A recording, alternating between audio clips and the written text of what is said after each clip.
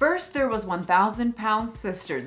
If I eat something like pizza, the bread soaks up the alcohol, and then the grease helps. Then there was 1,000-pound best friends. No one else may not accept my body, but guess what? Don't none of them have to go home with me tonight. And now TLC understands that people love fat people, and they love making money, so they give their audience what they want. So they thought of the next best thing, 1,000-pound roommate. Going to the beach. Got the fat hotties with the bodies going to the beach. That's right, everyone. You know what time it is. It's another fat chick video. Start the track. 1,000-pound roommates, which is basically 1,000-pound best friends. Two ladies that met in a very normal circumstances. We met online in a SSBBW community. And they've just been connected ever since. And the vibe that I'm getting from 1,000-pound, not best friend, 1,000-pound roommate is positivity. They're always happy. Ultra. They're always laughing. And it's just a bundle of laughs with Naisha and Jazz. We always laughing, always cracking up. We always spreading positivity to each other and throughout the whole house. Oh my gosh, did I introduce the main characters? I am Jazz, the most amazing. You were supposed to say me too. And very similar to the other forms of this type of show, there seems to always be one that is a lot larger and unhealthier than the other. And that person is Jazz. And Naisha has to help push her in a wheelchair. She has a very rough time even fitting into a car at this point. Ooh.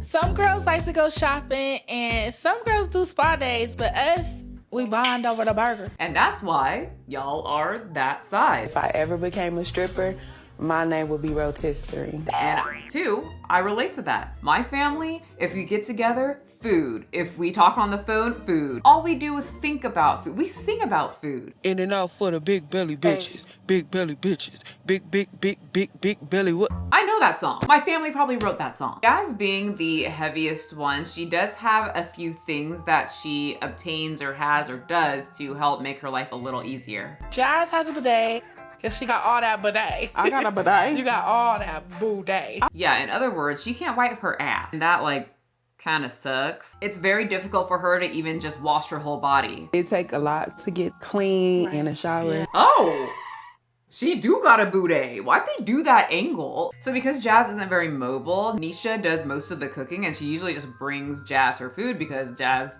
has trouble standing. Good morning, sunshine. What you got that on for? She pretty much just takes care of Jazz because Jazz does all of her work online A little bigger than me.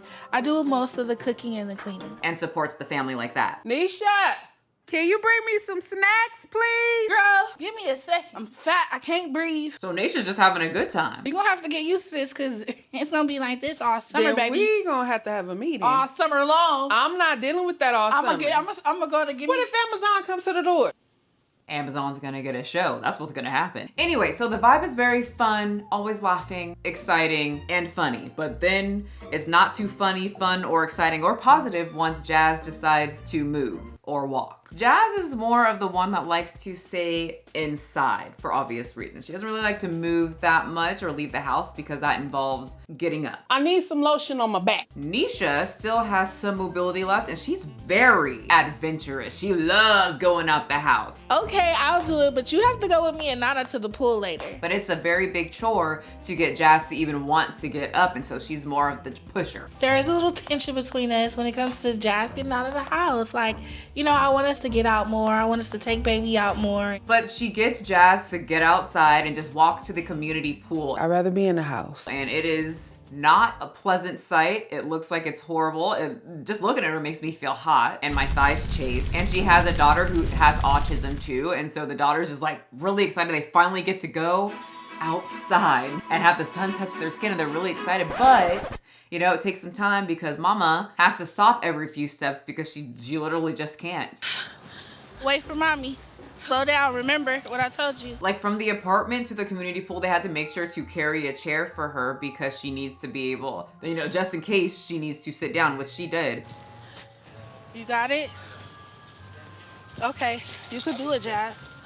Let me know when you want to stop. I need a break. Well, it wasn't even halfway through. It was just a couple steps, and she just needed to pull out that chair and sit down. And Alicia and I have to. Take a break. You sweating?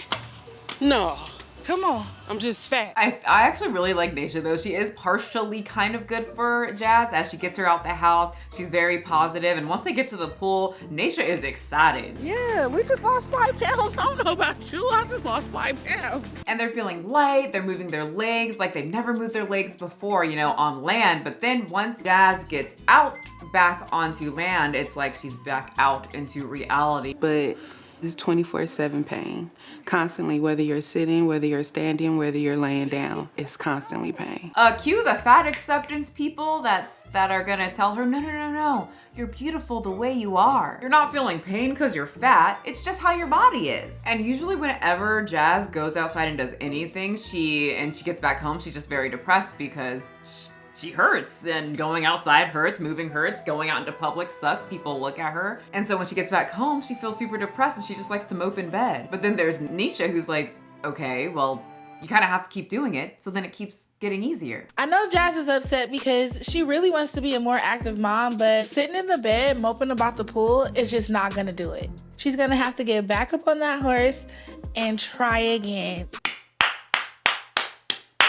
Yeah, sitting in bed is just gonna make you want to sit in bed even more. Thank you, Nisha, for being a positive role model to Jazz. And now she's bringing her fried chicken to eat in bed. When I give Jazz the food that she wants, it does help. Okay, like I said, she's like half a good role model for Jazz. So Nisha got her fried chicken. She bartered with her. She said, I will get you fried chicken that you can eat delightfully in your bed with your boobs if you walk to the car and then come to the beach with me. In and out for the big belly bitches. Big belly bitches. Big belly what? So they pull up to the beach, everything's great, and then all of a sudden Jazz starts having a panic attack. Nisha, I can't do it. I can't. But you ate the bed fried chicken. That was the deal. You get fried chicken, you all go to the beach, which I'm guessing to eat more food. I'm annoyed with Jazz because I feel like she just let these made up fears just get the best of her. So anyway, Naysha's like, okay, if you don't want to go, I'm gonna get out of the car. She almost falls.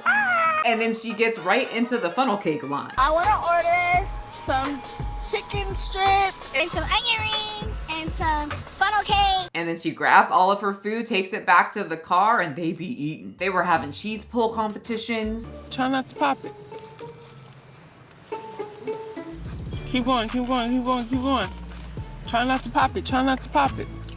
And then after all the food is gone, Jazz is like, dang, I wish I could be a better mom and not eat so much. Walk on the sand, be able to feel the water.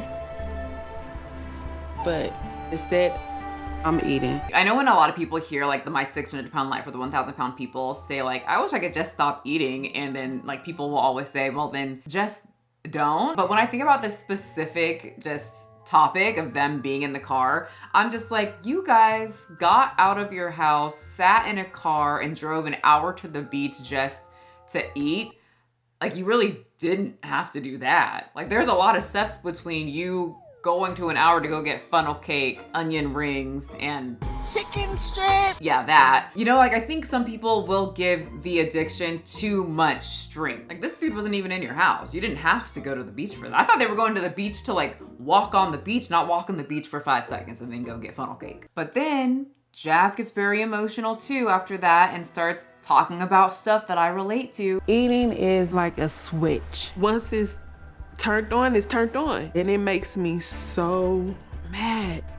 That's not what life's supposed to be like at all. All day is just focused on Jazz. What you gonna do to make sure you not like this tomorrow? What you gonna do to make sure that you pushing forward? And I remember when I was just face deep in peanut butter, I would warm up and slather over my cheesecake. I finished the whole thing and I was like just so angry at myself. And there's like a literal switch that turns on that once you start, you literally cannot stop. And it just takes like, when I had to fight it, it just feels like you're pulling your whole body out of this pit to not eat all of this food. It's the weirdest thing. I feel like only binge people, like people that actually binge to the point where you're throwing up, not purposely, I don't like throwing up, but I would rather eat so much food where my body would just throw up because that's what I like to do. I like to eat a lot of food. But I feel like only people that eat like that can understand that odd, very strong pull of trying to have yourself not eat that food. So Jazz wants to start being better. All these things of her not being able to walk a few steps are starting to open her eyes. She's looking at her daughter, she's looking back at her body, seeing that she's in pain all the time, saying,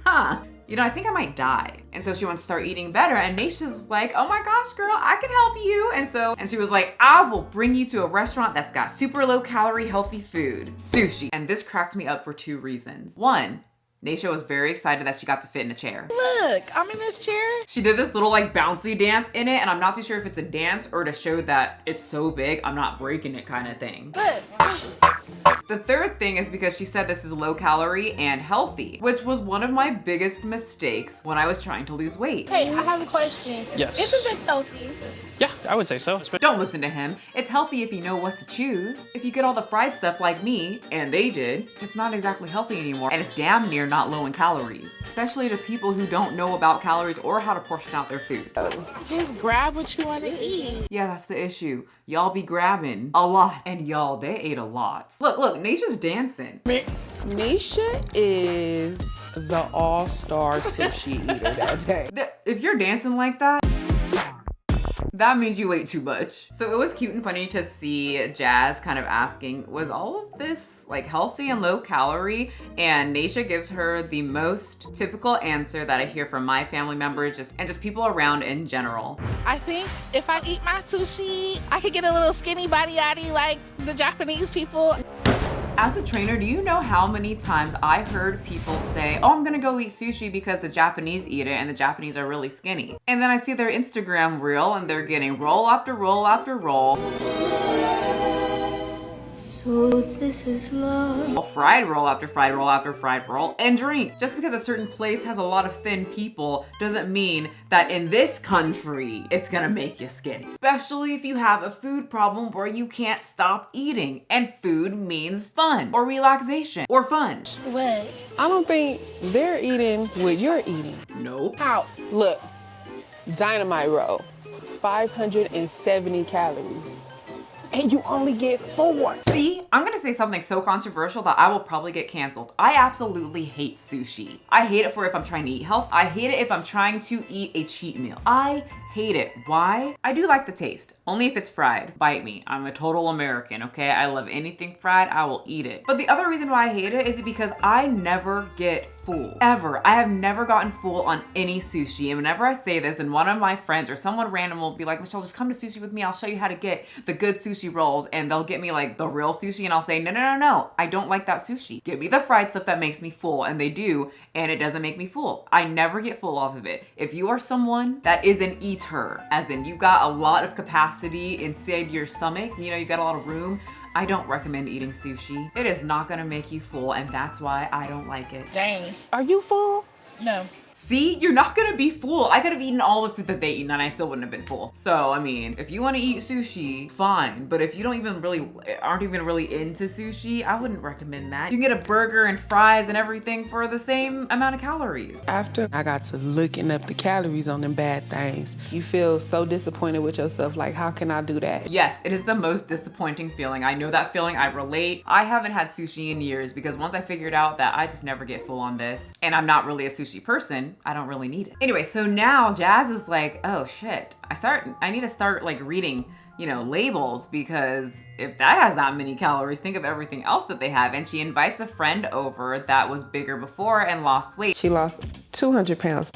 And she has been a vegan now for about a year. And so her friend who lost all that weight comes over and she says, girl, I'm worried about you. You know, she was very fatphobic according to people on TikTok. And she pulls out her laptop and they do this test to test when is Jazz gonna die? Life expectancy for people who answered the same questions